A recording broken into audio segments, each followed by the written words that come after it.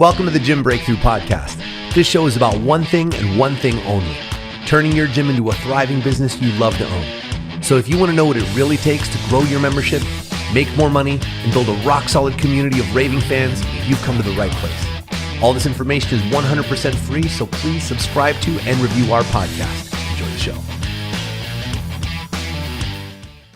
Welcome to the Gym Breakthrough Podcast. I am Marcus Gursey, and I am here with Emily Schneller, Breakthrough Specialist and Program Manager here at Gym Breakthrough.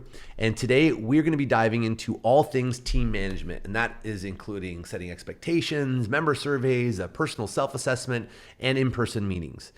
This episode is loaded with goodies, so get ready to take some notes. This one is going to be a doozy. But before we get into that, Emily, I know you have been running 1,000 miles per hour the past couple of weeks. How are things going your way down in New Orleans? It's going well. Life of a gym owner in January is bananas. We just launched our nutrition challenge and we got a ton of participation with that. So that is rolling now. So it's going really well. How are things going with you? Things are going great. Just been working on building out our new program with you and the time that you're not working on your gym. And that's about it. It's been taking up most of the time. So super excited about how that's coming together though. I am too. It's coming together quick. Here it is. That's exactly right. So, all right. So today we're going to be getting into team management, and you've got some really cool things that you're going to share with us today because you've done a really phenomenal job translating the things that you learned in your life prior to gym owner land, and bringing that into Rue and really kind of formalizing things. And so we're going to work through that stuff here today. And the reason we're even talking about this here is because as a gym owner, you know that your coaches are your product. And, you know, if you want to stand out in your marketplace and actually stand out as best in class, like most of us want to, then you need to make sure that your team is firing on all cylinders all the time. Because if you have, you know, let's say you run your morning classes and they're awesome, but someone else runs your evening classes and they're not as awesome, you're gonna have a really hard time growing. So excited to dive in with you today. But Emily, tell us a little bit about your background in the corporate world and give us some context as to, you know, kind of what you got and how this applies to what you're doing now. Yeah, so for those of you who don't know, my gym has been in business for a little over 6 years now, but my husband founded the gym on his own. I was working as a CPA. I was working for two actually big Fortune 250 companies. So I spent a lot of years getting some education on the corporate life. And when I quit my job and joined him in the gym full time, I took a lot of what I learned with the systems and processes in the corporate world, and I started applying those things to my small business.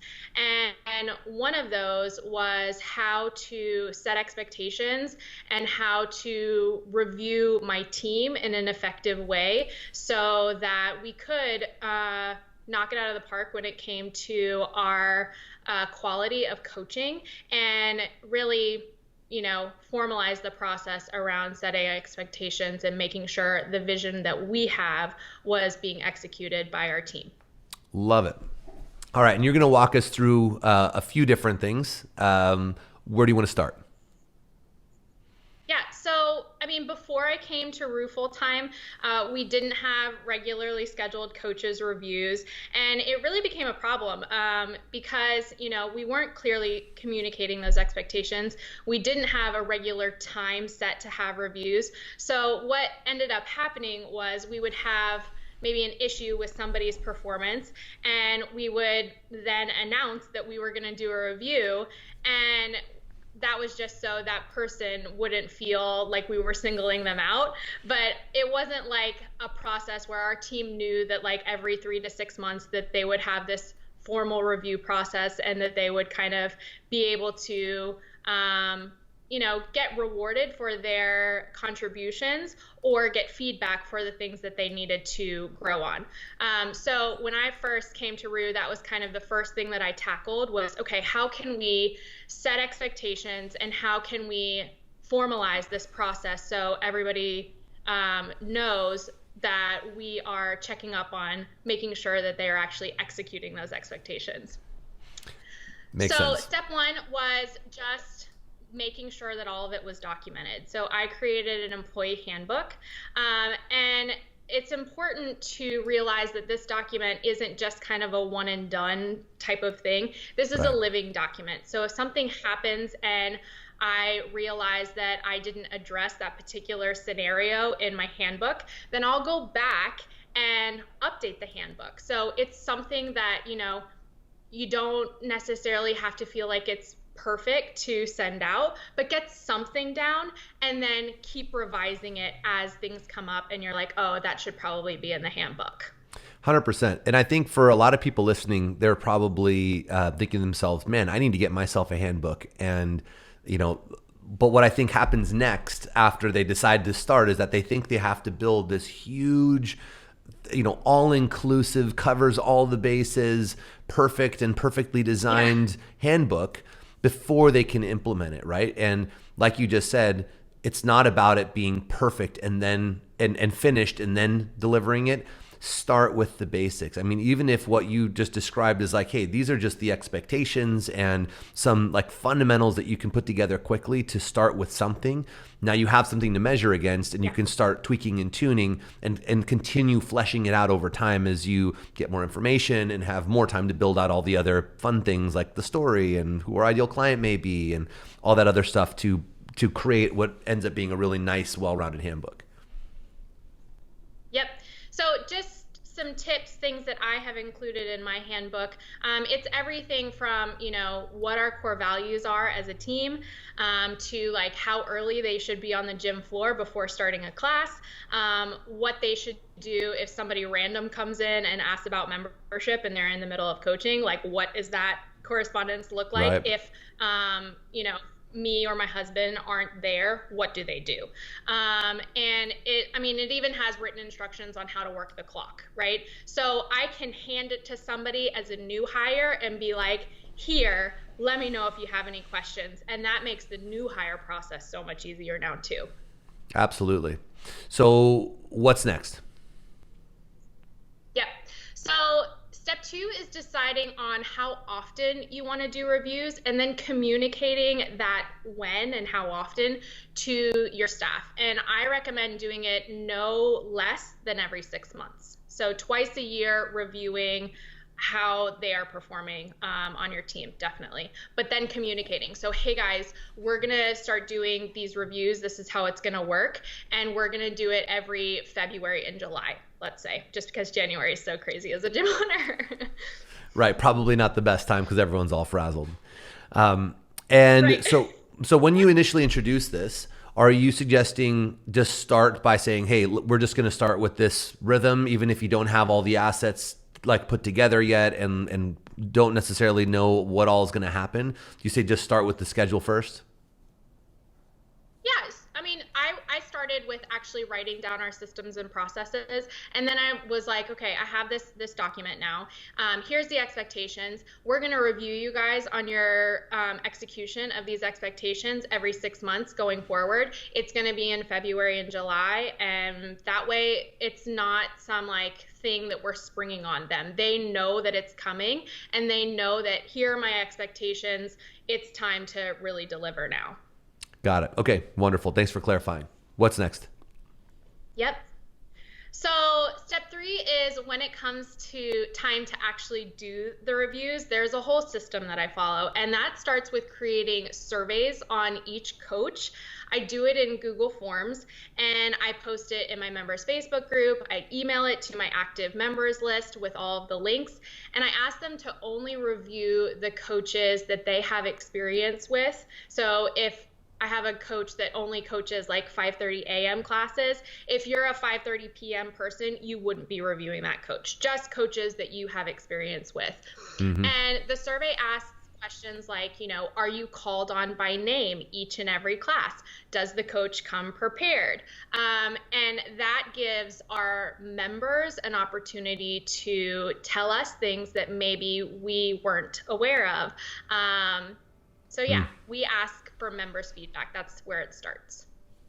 Love it. Okay, so you put together the survey and you send this out to everyone, have them fill it out. What happens next? Mm-hmm.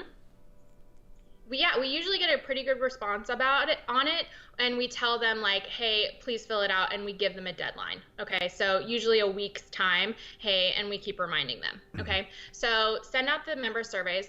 The next thing that I do is I send an email to all of my coaches, and the email asks them to do three things. The first is I link to the most updated handbook. So that kind of gives me a deadline on when I need to open this document and make sure all of those things that I needed to update are updated. So I link to the updated handbook. Then I link to another Google form that I create, and I ask them to fill out a personal assessment. So I'm asking them to tell me how they're doing. And that's really something that I learned in the corporate world. I wrote personal assessments every 3 months on my own performance. And I find that it really, as a leader, it helps introduce the conversation. You know, sometimes my staff knows when they're not hitting the mark, and they come to the table with, hey, I realize that I'm not hitting the mark, and this is how I'm going to do better. And that makes the conversation for me so much easier. Okay. Sure. So the self-assessment has questions specifically related to our core values, like what did you do to go above and beyond to create relationships with our members? What did you do over the past 6 months to further your knowledge related to coaching? Because one of our core values is curiosity. Did you read the updated handbook? And after reading the updated handbook, based on that, do you feel like you're not meeting expectations, or exceeding expectations? Mm-hmm. And then another thing that I learned in the corporate world is I ask them for upward feedback. So what can I do as a leader to help you? Or what system at Rue do you not like, or can you see improvement? And that gives them an opportunity to also give me feedback, because that's important.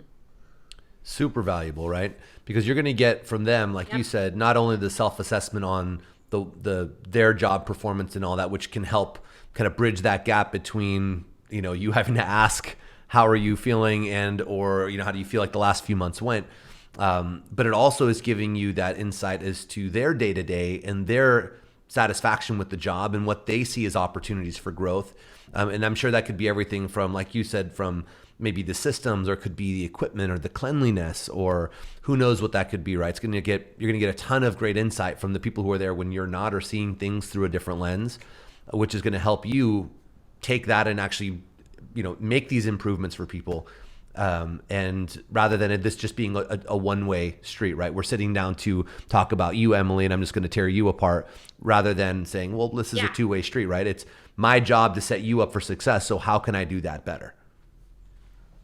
Exactly. And we use the feedback that we get from those meetings, and we actually execute on those things. For example, we had a coach in one of these meetings say, hey, the placement of the speaker makes it really hard for me to like talk over it during these classes. Do you think we could move the speaker to a different area of the room? And we did it, you know? So giving your coaches the ability to give you feedback and make changes so you guys can get better as a organization, rather than just you saying, hey, here's where you guys can do better. Definitely. Love it. Okay, so you said you send them an email, and in that you've got most updated version of the handbook. You've got the link to the Google form about the personal assessment. What was the last piece? Mm-hmm. The last piece is a link to schedule a 20-minute review meeting. Okay, so they do all those things. They schedule a review meeting, and in the review meeting, we take out the surveys that we sent to our members, and we read the highlights, basically. So we tell them, like, on a scale from 1 to 5, these were how you were rated. And then we go over the personal assessment with them and use that as a jumping off point to start off the conversation. So if it's clear that the way that we think that they're doing matches the way that they think that they're doing, then great.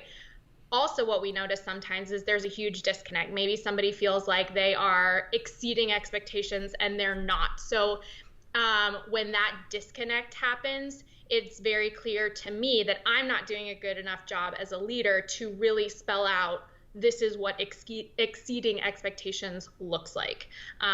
So I use it as a cue on how I can do better as a leader as well. And Outstanding. then, yeah, like I said, the personal assessment sometimes just makes having difficult conversations way easier because they're the first to bring it up. Hey, I know I dropped the ball with this. And yes, you're right. you know? Yeah, totally. Um, so let me ask you this: what do you do for repercussions around poor performance, or someone's a repeat offender on being late to class, or who knows what it is? Do you guys have all of that spelled out in your handbook as well, or do you kind of play it by ear? We don't have repercussions per se. We are not like taking away classes for X, Y, and Z, but we do reward people monetarily based on stellar performance. So and that's when we talk about those things too, like giving out a raise, maybe a $3 a class raise for exceeding expectations. So we're definitely more on the page of rewarding awesome performance rather than like punishing them in some way for not meeting expectations. But I think the conversation is usually enough if you have the right people and they have the mindset that they're trying to help the business grow and perform well. Then a lot of times a conversation is all you need. Sure. I mean, that's the key, right? The something you said in there is the absolute, I mean, key to being successful in all of this piece, and that's getting the right people on the bus. And I think that a lot of people really Yeah. settle for, for some of the people that they bring on board, because maybe it's just who was available and they just needed the support. And it was, hey, it's better than me coaching, and being here for 14 hours a day. I needed the break. Or it's because maybe they inherited some coaches because they bought the gym or they took it over or so, whatever the story is. I find that a lot of people have people on the staff that weren't or aren't necessarily an ideal fit. In which case, I do think it is valuable to really spell out, what are the repercussions. Not that you need to emphasize them. I agree with you on like it should be about the positive and taking people in that direction, right? But we do have to have a protocol to some degree of, well, if you show up late X amount of times or you miss this many staff meetings, or if this kind of thing happens, it's a write-up versus a suspension or immediate termination and so on. Do you have any of those things formalized, or is that more a discussion that happens like in their initial employee agreement and it's just kind of simple, or something that carries over into these meetings sometimes? I mean, sometimes the discussion is something that happens in the meetings, but luckily, I think we do a good enough job in bringing people on board and making sure that we're setting expectations in the hiring process that a lot of times it doesn't end up being a problem. Mm-hmm. But we have let a couple of people go for continuing to not meet expectations. And, it wasn't like we were telling them we're going to write you up or anything, but it was having these conversations over and over and over Sure. again. And by the time we get to the point where we're having to let them go, it's not a surprise, right? We've told them several times, hey, this isn't cutting it. Right. Yeah, I think you're right in that if you at least clearly communicate when you have these meetings saying, hey, look, this can't continue. If this continues to be an issue, we need to have a different discussion, or maybe this just isn't for you or something like that. And as long as you document that for yourself so that you can circle back and measure against their progress the next time and address it accordingly, then I think you can work past the more formal approach. But I do get that question a lot, which is why I wanted to ask. Awesome. Is there anything else, Emily, that you want to share with us on what you've done to build such an amazing team at Rue? I mean, we do. We have an incredible team. I look back on the past 6 years, and the same a lot of the same coaches that we started with 6 years ago are still with us today. So I think it speaks a lot to just the culture of the gym, and being open and honest and willing to have difficult conversations, is important. But I also think coming from a place where I realize I'm not perfect as a leader and asking my team, like, how can I get better too? Just staying humble when it comes to stuff like that is important. Love it. Emily, thank you so much for sharing all your wisdom with us today. And for those of you watching or listening, I hope this was helpful for you in helping you turn your team pro. And I want to thank you guys for joining us today. If you are interested in learning how we can help you turn your gym into a thriving business and help you really make this something that you love to own and operate and can actually make a great living doing, I encourage you to reach out. Visit gymbreakthrough.com/apply. Apply for a breakthrough session. We'll get to know you and where you are and where you're trying to go and see how we might be able to help you. In the meantime, have yourselves a wonderful rest of your day. Thank you for joining us. We'll see you on the next episode. Until then, bye-bye.